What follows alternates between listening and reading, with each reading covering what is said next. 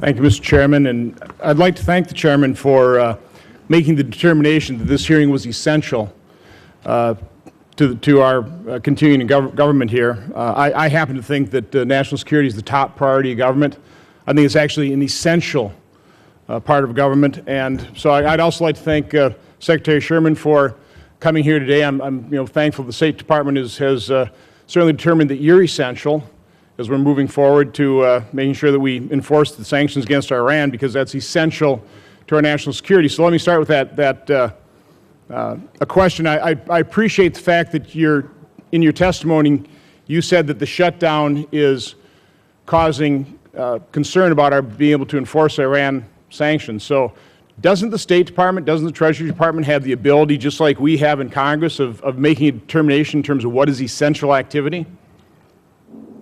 Well, certainly, and the head of OFAC, I understand, I think is still at work, as well as with a couple of staff, but OFAC's responsibilities are enormous, and they have to determine, given what they have in front of them, who they can keep and who they can't. But we're here today in this hearing because we believe, the actions of Iran pose a serious national security threat to this nation. So why would the State Department and the Treasury Department not deem the people in charge of enforcing the sanctions against Iran as an essential service of the federal government? Why wouldn't they do that? Well, we only have limited budgets available to us.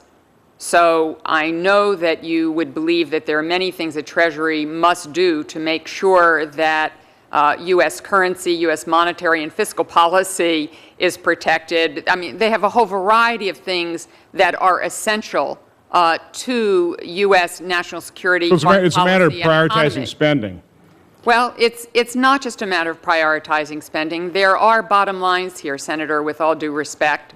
And I think the fundamental point here is I truly believe every member of this committee wants us to keep Iran front and center, as we do. And I know that Secretary Lew, I know that DNI Clapper, and Director Brennan all want to make sure that Iran is front and center.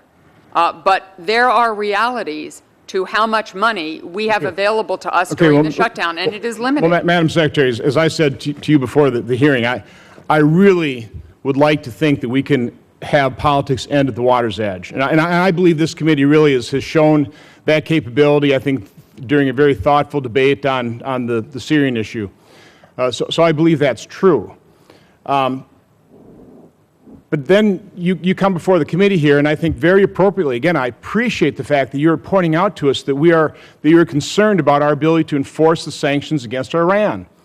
So I guess the question I would have is, isn't it also appropriate then for you to come before Congress, maybe before the House, and say, listen, if you don't have the ability to deem those sanction enforcers as essential, if you need additional funding, to ask the House to pass a measure quickly, which I believe they would do probably today if you made the request, and then ask Senator Harry Reid to bring that up in front of the Senate, probably on the basis of unanimous consent. I think we could get that funding to you in a matter of hours. I mean, would you be willing to work with Congress to do just that? Because it's essential.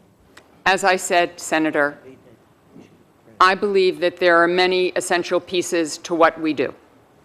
Have you made this point? Have you made the point to the President how crucial it is to make sure that we maintain the sanctions and can enforce them against Iran? Have you made that point to the President? I think that everyone knows that it is essential that we enforce things with Iran. I also believe that it is essential that we make sure that Israel's peace and security is affirmed through our budget. I also believe that it is essential that we can, in fact, talk with countries around the world about good governance and have credibility when we do so, because our own system is working. So this is very complicated, and I defer to the bipartisanship up here to ultimately solve the problem. You know how better to get that done than I do. Well, obviously we're at an impasse right here, and discussions aren't working very well. I certainly didn't want to have a government shutdown, but now we are having the House, making the attempt to start passing over, let's call them mini appropriation bills. The way the process ought to work, it should have happened months ago. But again, I'm highly concerned about the national security of this nation. I would hope the President is equally concerned. So That being the case, we're at this impasse. Why don't we at least allow the House to pass mini appropriation bills, mini continuing resolutions, so we can fund the essential parts of government, so that we're not concerned about the enforcement of the sanctions against Iran. Again, I would really encourage you, through the administration, talking to the President, whoever you need to talk to make that request, allow that to come to a vote in the Senate, and have President Obama sign those funding measures so that we can continue with the essential services of government. Thank you. Senator